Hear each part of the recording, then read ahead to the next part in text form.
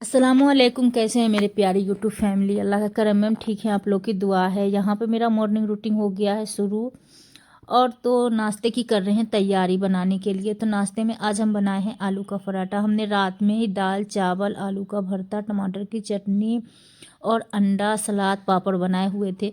तो जब जब हम ये रात में जब हम आलू का भरता बनाते हैं ना, अभी सर्दियों के मौसम का बात कर रहे हैं, गर्मी में तो सही नहीं लगता, गर्मी में ख़राब हो जाता है और उसे फ्रीज में रखने के बाद उस वो आलू बेकार सा हो जाता, पचपचा हो जाता है, फिर उसका पूरी अच्छे तरीके से बन नहीं पाता है।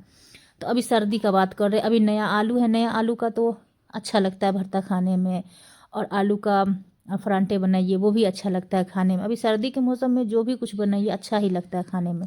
तो आप लोग भी बनाइए और भर भर के खाइए। मेरे यहाँ तो बन रहा है, अगर आप लोगों को खाना है तो आ सकते हैं मेरे यहाँ, आप लोग खा सकते हैं। तो वही है कि रात में अगर जिस दिन मेरे यहाँ आलू का भरता बन गया तो हम एक्स्ट्रा बना लेते हैं। एक कुकर हमने उस आलू को उबाल लेते हैं, उसका हमने खूब चटपटी सी खूब जायकेदार भरता को तैयार करके रख देते हैं कि हमें सुबह में इसका पराठा बनाना है।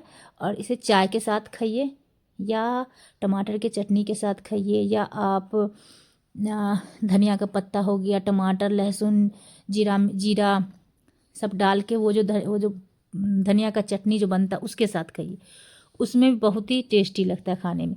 तो आप लोग को किस में खाना सबसे ज़्यादा पसंद है, आप लोग कमेंट करके ज़रूर बताइएगा। तो चलिए हम अपने बारे में बता रहे हैं। हमें तो सब चीज़ में अच्छा लग जाता है, हम चाय के साथ भी हम शौक से खा लेते हैं, और टमाटर का अगर हमने भून के जो चटनी बनाते हैं उस तरीके से भी उसमें भी खा लेते हैं तो अच्छा लगता है। और अगर धनिया का पत्ते का चटनी बना ले वो भी अच्छा लगता है, अपना अपना पसंद है। यहाँ पे तेल को हमने जो एक्स्ट्रा था उसे हमने अपने जगह पर रख दिए हैं, और थोड़ा सा किचन साफ़ कर लेते हैं। अभी ये थोड़ा बहुत ही किचन साफ़ होगा। यहाँ पे देखिए बन के पूरा रेडी हो गया है, क्योंकि अभी है ड्यूटी जाने का समय और हमें करना है फटाफट से काम, वरना लेट हो जाएगा फिर ड्यूटी जाने में। तो इसीलिए अभी हमने हल्का फुल्का ही किचन को साफ़ कर दिए हैं, कि जो हमने परेथन जो गिर गया था बस उसे साफ़ करके यहाँ पर इस चाय बनाने के लिए रख दिया। अब जिसे चाय में होगा, जिसको दिल खाने का वो चाय पराठा खा सकता है, जिसको जिसमें दिल है खाने का खाते जाओ। यहाँ पे बन के हो गया है रेडी, और फटाफट से आपके भाई भी अपना लंच पैक कर रहे हैं। एक तरफ अभी दिए नहीं है लंच पैक करने के लिए, वो खुद अभी अपने तैयार हो रहे हैं। यहाँ पर जब तक हम अंडा का भजिया बना लेते हैं। तो आप लोग बताइए, आप लोग अंडा का भजिया किस तरीके से बनाते हैं? हमने तो यहाँ पे हरी मिर्च और प्याज टमाटर डाल के बनाते हैं। अच्छा लगता है, हमको नहीं अच्छा लगता खाने में, जो बात है हम नहीं खाते हैं, हमको पसंद भी नहीं है। और यहाँ पे फ्रीज से बोलते हैं कि प्याज दे दीजिए, फ्रीज ने टमाटर दे दीजिए, धनिया का पत्ता दे दीजिए, ये दे दीजिए। बोले कहा कि तुम एक ठो हेल्पर रख लो, किचन में जब आ जाती हो तो बस एक ठो को उला उला करती रहती हो। तो चलिए, असल बात क्या है कि सामने में मेरा मोबाइल स्टैंड में मोबाइल लगा हुआ है।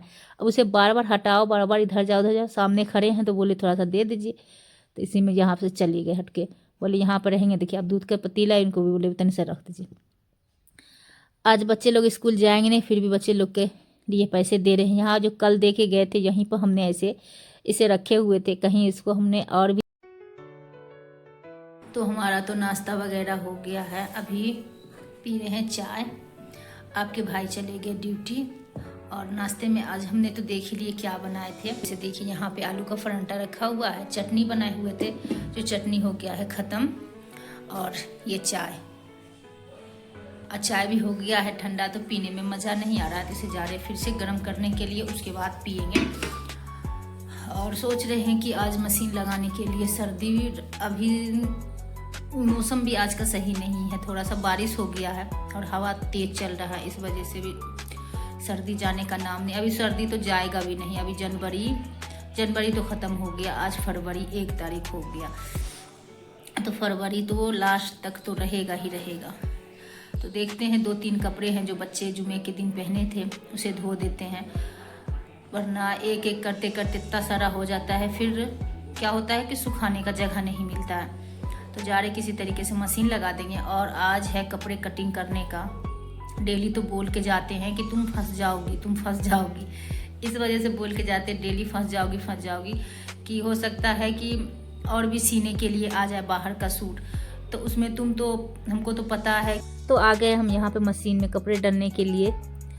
आज हमने सोचा फटाफट से काम करना है, इस वजह से कि टाइम बिल्कुल भी नहीं मिलता है। तो सर्दी का मौसम इतना छोटा दिन करता है कि तुरंत में कब 12 बज जाता है, तुरंत में 1 बज गया, तुरंत में लो टाइम ही निकल जाता है। तो आज हमें है कपड़े कटिंग करने का, जैसा कि हमने आपको बताए हुए हैं। तो अभी कुछ भी नहीं बोलना है, बस सीधे फटाफट से काम करना है। यहाँ पर देखिए जुमरात के दिन हमने मशीन लगाए हुए थे कपड़े धोने के लिए, फिर भी यहाँ पर 2 बाल्टी से अभी कम नहीं निकलेगा। तो चलिए देखते हैं कितना है, क्या है, नहीं है, वो तो आप लोग व्लॉग में देखते ही रहेंगे एंड तक। और सर्दियों के मौसम में क्या है कि ये जो पैप है ऐसा अकड़ गया है कि बार बार ये जो हमने नल में लगा नल की टोटी में जो लगा रखे ये बार बार छोड़ रहा है, और कहीं कहीं से मुड़ा हुआ है तो वो उसे क्लियर पानी नहीं आ रहा, इस वजह से बार बार पैप निकल जा रहा है। तो उसे हमने अच्छे तरीके से टाइट से लगा दिए। अब पानी भी इतना ठंडा है कि मत पूछिए। तो देखिए हमने कपड़े भी धो लिए, आज नहाए नहीं है, छोड़ दिए हैं। नहाने धोने लगते तो फिर ये जो काम है कटिंग फटिंग का ये होता भी नहीं। तो हमने फटाफट से जो भी कपड़े था तो सबको धो के सारे को फैला दिए हैं। यहाँ पे आगे हम कपड़े कटिंग करने के लिए। एक प्यारी बहन ने हमें कमेंट कर रखी थी, आप ही जब आप कपड़े कटिंग करने लगे तो आप हमें ज़रूर वीडियो बनाइएगा, हम आपका ब्लॉग देखेंगे। तो मेरा तो नहीं है ये सूट, किसी और का है। अपना बोले चलो ये तो अपने घर का है, हम तो कभी भी सिल सकते हैं। ये कल एक और सूट, पहले तो एक सूट दे के गई थी अस्तर वाला, कल एक और सूट दे के गई है। बोली हमें कि शुभरात से पहले हमें, शुभरात के बाद हमको देना, हमें कहीं जाना है। तो बोले लो शुभरात में भी टाइम है कहाँ। तो चलिए देखते हैं कटिंग किया रहेगा, आज अगर कटिंग कर लेंगे तो कल सिल देंगे।